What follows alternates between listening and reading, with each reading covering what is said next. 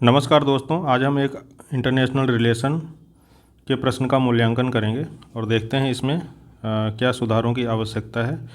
प्रश्न है कि भारत ने शंघाई सहयोग संगठन जैसे बहुपक्षीय मंचों पर आतंकवाद के संदर्भ में बार बार चिंता जताई है, लेकिन समूह के भीतर भू राजनीतिक गठबंधनों के कारण उसे सीमित समर्थन मिला है। इस संदर्भ में क्षेत्रीय सहयोग के माध्यम से आतंकवाद का मुकाबला करने के लिए भारत की कूटनीतिक रणनीति का मूल्यांकन करें। ऐसे प्रयासों को और अधिक प्रभावी बनाने के लिए भारत के दृष्टिकोण में क्या सुधारों या बदलावों की आवश्यकता है। ठीक है, तो यह प्रश्न है। अभी हम देखते हैं कि इसमें किस प्रकार के सुधार अपेक्षित हैं। सबसे पहली बात तो यह है, प्रश्न में ही बहुत सारी मिस्टेक्स हैं लिखते समय, वर्तनी संबंधी और भाषा संबंधी गलतियां हैं। पहला है आतंकवाद के बार बार चिंता जताई है, यहाँ पे मिस हो गया है कि संदर्भ में। जब आप देखकर ही प्रश्न लिख रहे हैं, प्रश्न तो देखकर लिख रहे होंगे और ऐसी गलतियाँ आ रही हैं, तो यह चिंताजनक बात है। में और कई जगहों पर ये मात्रा और बिंदी संबंधी गलतियाँ भी हैं। आगे है प्रभावी बनाने के लिए भारत के दृष्टिकोण में किन सुधारों या बदलावों की आवश्यकता है। इन्होंने लिखा था भारत के दृष्टिकोण में क्या सुधार या बदलाव की आवश्यकता है, तो ये वाक्य नहीं बन रहा है।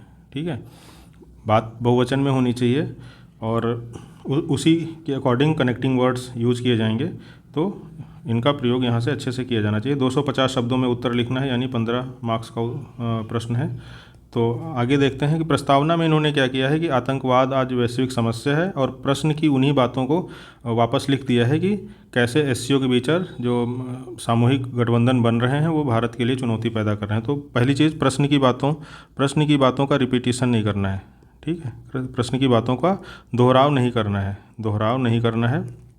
आपको क्या करना है कि अधिक विस्तारित भूमिका मत लिखने का प्रयास करें, हिट करें। जो चीज़ पूछी गई है, समस्या को पूछा गया है, तो एक समस्या आतंकवाद है, उसमें एससीओ संगठन है और उसमें भारत और अन्य देशों की भूमिका है, उसको हिट करें। तो पहले आप एक या दो लाइन में आप शंघाई सहयोग संगठन को बता सकते थे, और इसमें यह बता सकते हैं कौन से देश भारत के पक्ष में है, कौन से देश भारत के विपक्ष में है।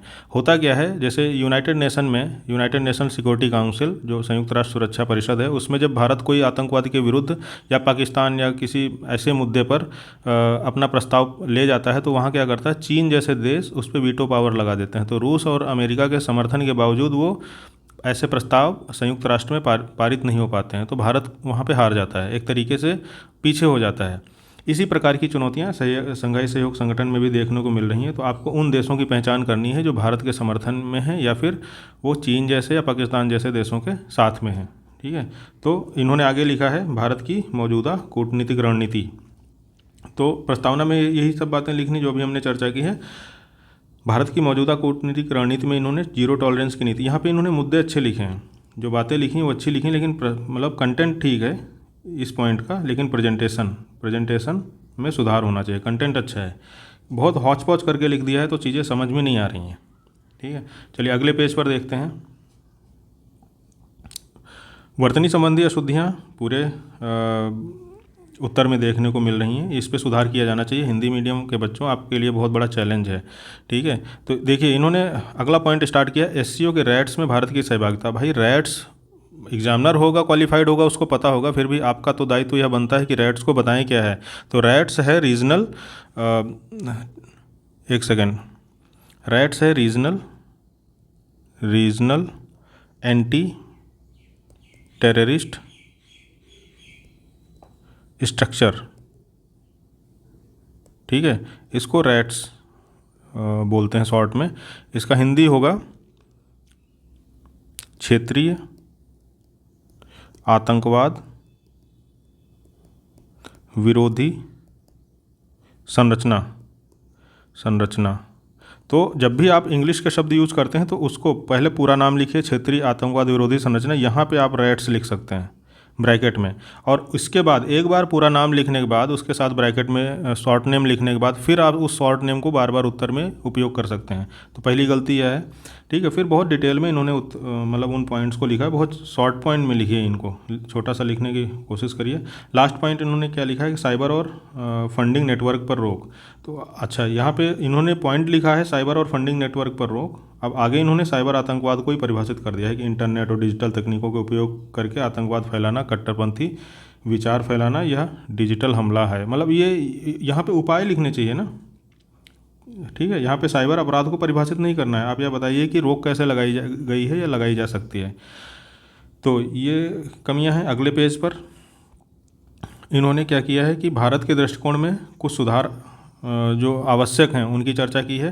तो पहला है इशू बेस्ड सहयोग को बढ़ावा दिया जाना चाहिए। एक आतंकवाद की स्पष्ट परिभाषा के लिए जोर देना चाहिए अंतर्राष्ट्रीय स्तर पर। ठीक है, सॉफ्ट पावर और टेक डिप्लोमेसी का विस्तार किया जाना चाहिए। रीजनल संस्थाओं के साथ विश्वास आधारित संबंधों को बढ़ावा देना चाहिए। तो ये गलती क्या हुई है, ये इंग्लिश शब्दों के साथ, जब आपका मीडियम इंग्लिश है, हिंदी है, तो इंग्लिश शब्दों के साथ उत्तर को यूज मत करिए। कहीं बहुत कठिन हिंदी शब्द आ रहे हैं तो उनके साथ ब्रैकेट में इंग्लिश शब्दों का प्रयोग करिए, लेकिन पूरी कोशिश करिए अपने हिंदी शब्द भंडार को इस तरीके से बनाइए कि आपको अंग्रेजी के शब्दों का प्रयोग करना ना पड़े। ठीक है, इसका नकारात्मक प्रभाव पड़ेगा आपके उत्तर मूल्यांकन पर, क्योंकि मान लीजिए आप ऐसे सोचिए, हिंदी में इंग्लिश मीडियम का कोई स्टूडेंट है, उसको मान लीजिए उसकी इंग्लिश अच्छी नहीं है, तो क्या वो हिंदी लिखेगा बीच बीच में अपने उत्तरों में? एग्जामिनर, इंग्लिश मीडियम का एग्जामिनर का क्या उम्मीद रखेगा कि उसके सारे उत्तर पूरी तरीके से इंग्लिश मीडियम में होने चाहिए? तो आपका हिंदी मीडियम का एग्जामिनर यह क्यों उम्मीद रखेगा कि आप इंग्लिश वाली भाषा जो आजकल मैसेज में यूज़ की जा रही है उसको लिख सकते हैं? तो ऐसी चीज़ें मत करिए। अंतिम बात है, भारत की कूटनीतिक रणनीति व्यापक और संतुलित है। इन्होंने जो निष्कर्ष लिखा है, इसे और प्रभावी बनाने के लिए ठोस कूटनीतिक पहल, गठबंधन निर्माण और नीति सुधार आवश्यक हैं। ठीक है, क्षेत्रीय सहयोग यदि सही दिशा में विकसित किया जाए तो आतंकवाद के खिलाफ एक शक्तिशाली हथियार बन सकता है। निष्कर्ष इन्होंने अच्छा लिखा, जिस तरीके से पीछे गलतियां हैं पूरे उत्तर में, उस तरीके से निष्कर्ष इनका अच्छा है। अभी इन सुधारों को शामिल करके इस उत्तर को बेहतर बनाया जा सकता है। कई बार क्या होता है ना कि जब वाक्य रचना, वर्तनी संबंधी और ये सब इंग्लिश हिंदी वाली गलतियाँ आती हैं, तो जो वास्तव में कमेंट दिए जाने चाहिए कि कंटेंट में क्या सुधार होना चाहिए, उसके लिए समय कम होता है या स्पेस कम होता है। तो आप इन गलतियों पर पहले सुधार करिए, उसके बाद आगे और बेहतर करने का प्रयास करते रहिए। ठीक है, तो आगे हम आपको एक जानकारी देंगे कि डिस्क्रिप्शन बॉक्स में आप जाइए, वहाँ पे टेलीग्राम ग्रुप है एक, मेंस राइटिंग के नाम से, आप उसको ज्वाइन करके हमसे उत्तर मूल्यांकन के लिए जुड़ सकते हैं और हमारे कार्यक्रमों को से लाभान्वित हो सकते हैं। वहाँ पे दूसरे बच्चों की भी बहुत सारी कॉपीज़ डेली चेक होती हैं, तो आप उनको भी देखकर अपने लेखन में सुधार कर सकते हैं। अगर जो ये सीरीज़ आपको पसंद आ रही है तो लाइक करें, सब्सक्राइब करें एंड अपने दोस्तों के साथ शेयर करें, जिससे हमें समर्थन मिले और सहयोग मिले। Thank you so much.